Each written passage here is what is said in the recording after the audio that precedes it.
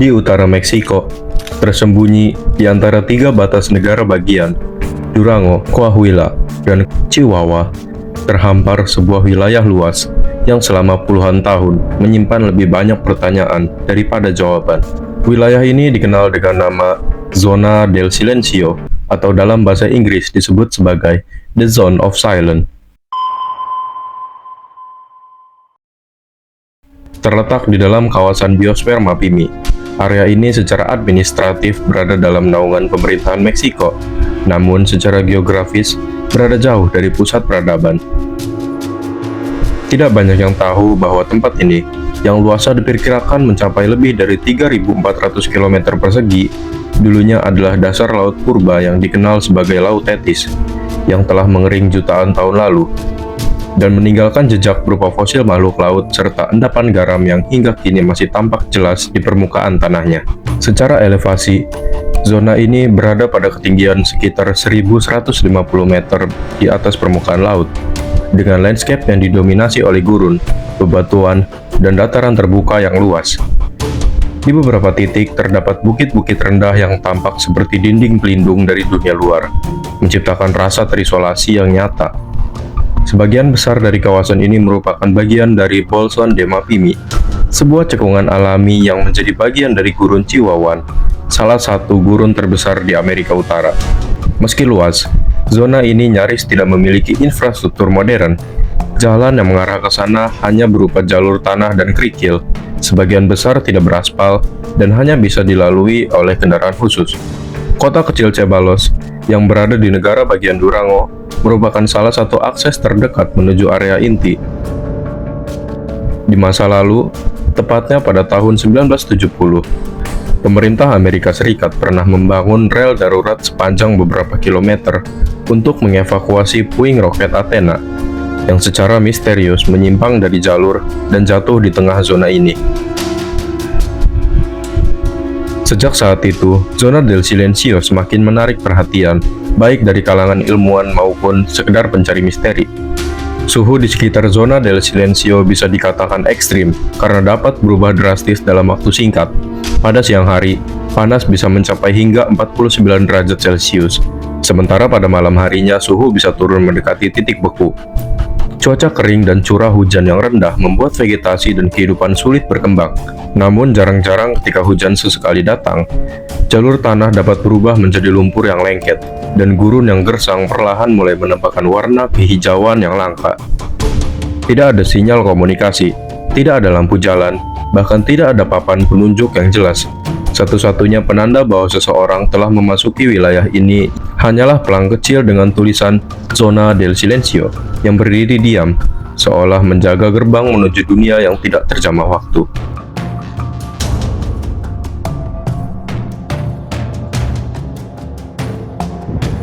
Gurun Chihuahuan yang ekstrim selama ribuan tahun telah membentuk kehidupan dan sumber daya yang unik, dengan lebih dari 4.000 spesies tumbuhan dan 2.000 spesies vertebrata. Semuanya bertahan di tengah suhu yang bisa menyentuh 49 derajat Celcius saat siang hari dan terjun mendekati titik beku ketika malam. Kerangka kandungan tanaman di daerah ini terdiri dari formasi xerophytic scrub, yaitu sebutan bagi tanaman sejenis semak-semak dan kaktus yang tahan kering. Beberapa kaktus bahkan menunjukkan perubahan pigmen warna seperti ungu atau merah muda, adaptasi terhadap sinar matahari ekstrim dan kadar tanah yang tinggi. Kehidupan vegetasi terbentuk oleh kombinasi adaptasi fisiologis dan tekanan lingkungan yang drastis. Jangan lupakan Tortuga del Bolson, atau dalam bahasa Latin disebut sebagai Gopherus flavomarginatus, kura-kura gurun besar dan endemik, yang kini berada dalam status dilindungi. Terdapat beberapa spesies reptil seperti Chihuahuan fringed-toed lizard, beberapa ular berbisa, dan kelabang albino, menunjukkan adaptasi unik terhadap lingkungan gurun yang keras. Terdapat juga beberapa spesies mamalia kecil seperti rata kanguru, kelinci gurun, serta beberapa hewan predator seperti zorokid, coyote, dan puma. Burung-burung dari yang umum seperti burung hantu dan woodpecker, hingga yang berstatus langka seperti elang real dan crane yang singgah sebagai burung migran. Setiap makhluk hidup memiliki strategi yang unik, seperti kura-kura yang menyimpan air di tubuh, kaktus yang bisa hidup dari embun malam, atau burung yang bermigrasi mengikuti sumber makanan dan kelembaban.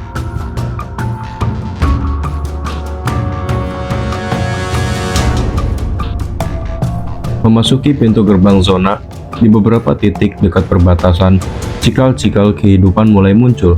Sebuah desert lab atau pusat riset yang secara resmi beroperasi untuk studi biosfer Mapimi, bukan tempat wisata seperti yang diasumsikan banyak orang.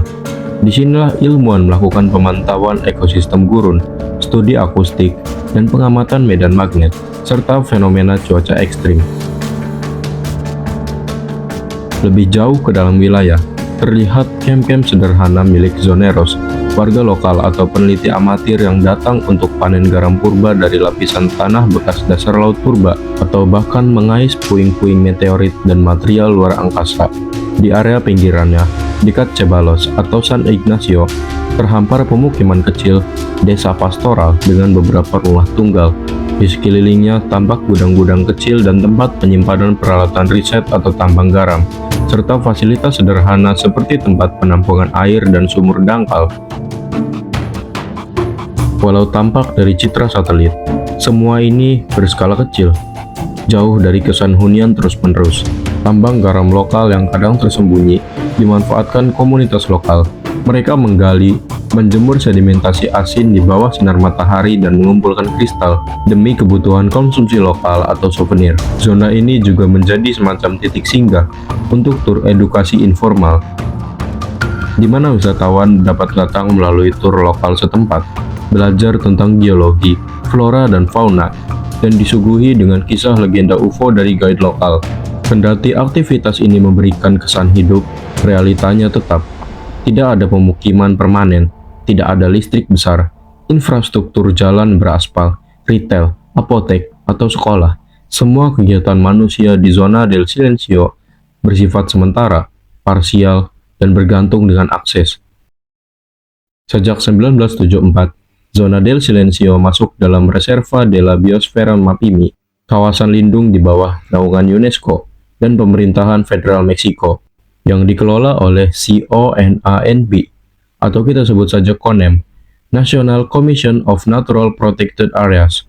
Bersama pemerintah negara bagian Durango, Chihuahua, dan Coahuila, penetapan ini bukan sekedar label, melainkan pengakuan akan nilai ekologis dan ilmiah wilayah ini. Pemerintah Meksiko lewat rilis UNESCO di era 1977 meminta pengawasan ilmiah secara ketat, mengajak para peneliti terkenal dari universitas seperti Conexit, IPN, University of Arizona, hingga lembaga Prancis untuk meneliti ekologi, hidrologi gurun, dan dampak perubahan iklim. Dalam praktiknya, CONAM membangun program konservasi dan zonasi, menetapkan wilayah inti yang paling terlindungi, dan zona penyangga untuk kegiatan manusia terbatas seperti pemanenan garam, pemeliharaan teknik organik, dan riset terpadu bersama masyarakat lokal.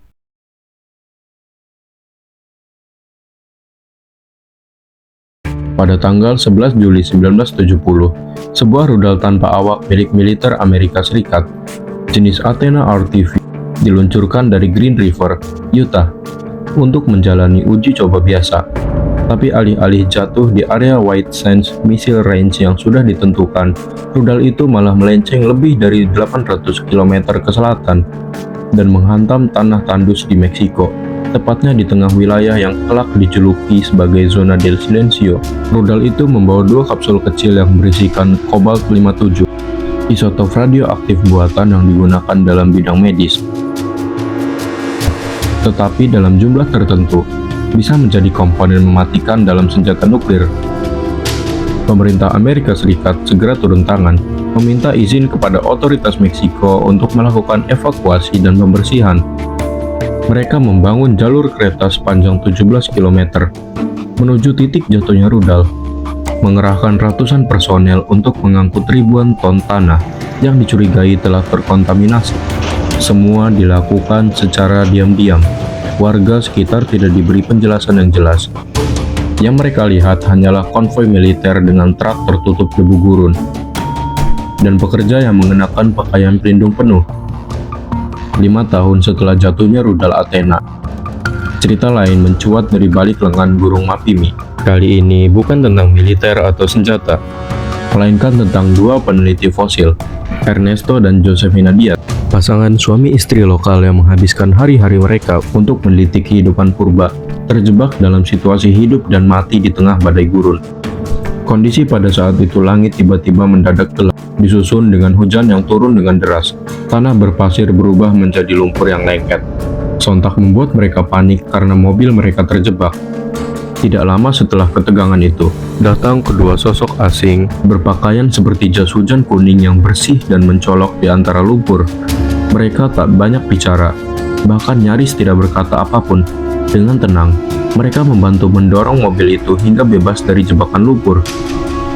Namun ketika Ernesto dan Josefina menoleh untuk mengucapkan terima kasih, tak ada arah kemana mereka pergi, seolah-olah mereka hanya datang untuk membantu, lalu kembali entah kemana. Namun bagi Ernesto dan Josefina, yang mereka tahu pasti adalah seseorang atau sesuatu telah menyelamatkan mereka pada hari itu.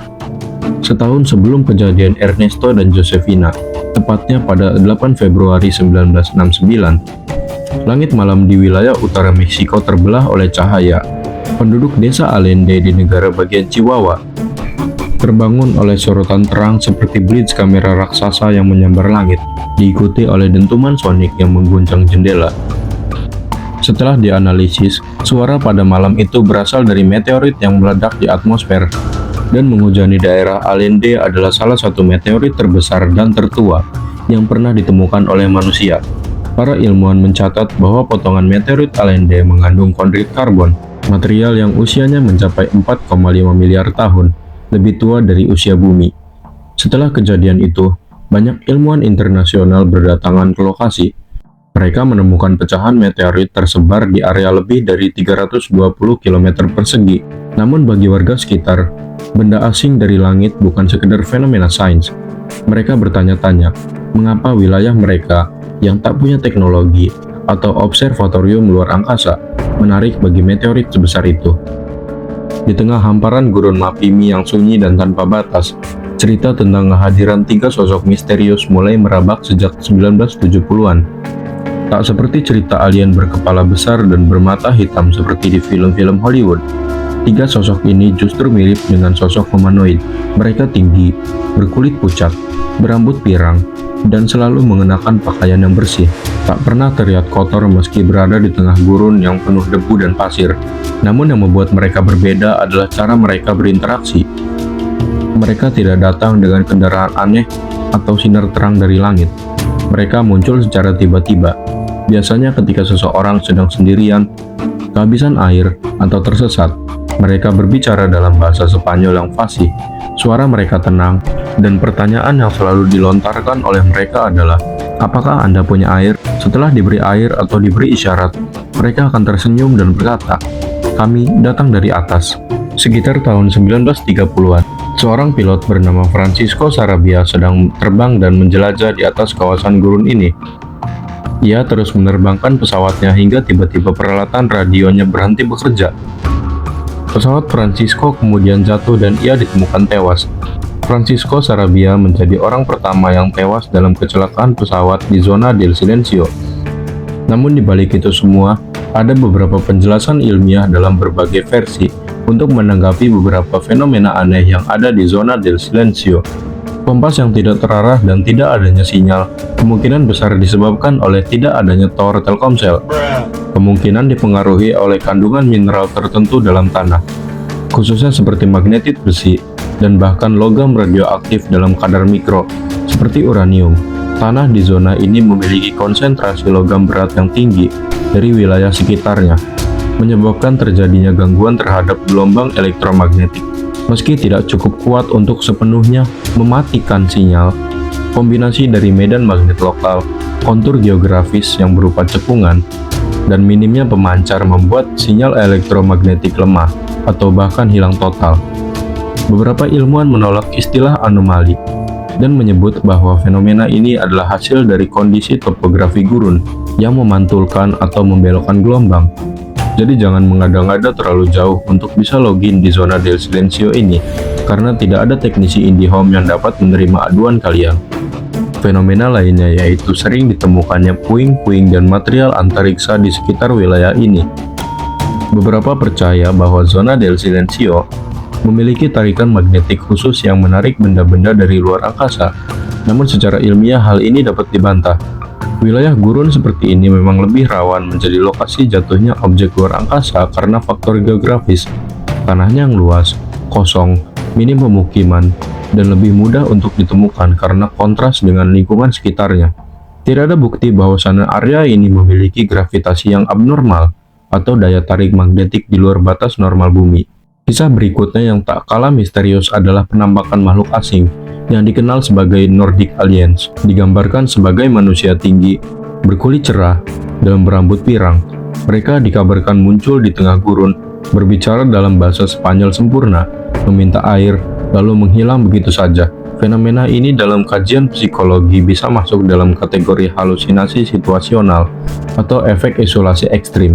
Ketika manusia berada dalam lingkungan gurun yang sepi, monoton, dan ekstrim secara suhu, tubuh mengalami dehidrasi dan kelelahan yang bisa memicu persepsi visual dan auditori yang tidak sesuai dengan kenyataan. Beberapa ilmuwan juga menduga ini bisa berkaitan dengan kriptomnesia atau ingatan lama yang muncul seperti pengalaman baru, atau bahkan hanya sekedar mitos kolektif yang diwariskan secara sosial. Terakhir adalah laporan dari mutasi biologis, seperti kaktus yang berubah warna ungu terang, penyu gurun dengan pola kulit yang tidak biasa, dan kelabang albino berukuran besar. Banyak pihak yang beranggapan bahwasannya ini adalah efek dari radiasi atau medan magnet aneh. Namun, studi biologi mengungkapkan bahwasannya flora dan fauna di gurun ini mengalami adaptasi ekstrim terhadap lingkungan yang keras. Perubahan warna pada kaktus dipicu oleh pigmen tertentu akibat cahaya matahari yang tinggi, sedangkan ukuran dan corak bisa disebabkan oleh isolasi genetik dan proses evolusi lokal yang berlangsung selama ribuan tahun. Alih-alih mutasi yang aneh, ilmuwan melihatnya sebagai contoh spesiasi mikro, di mana organisme berkembang sesuai dengan tekanan lingkungan yang ekstrim.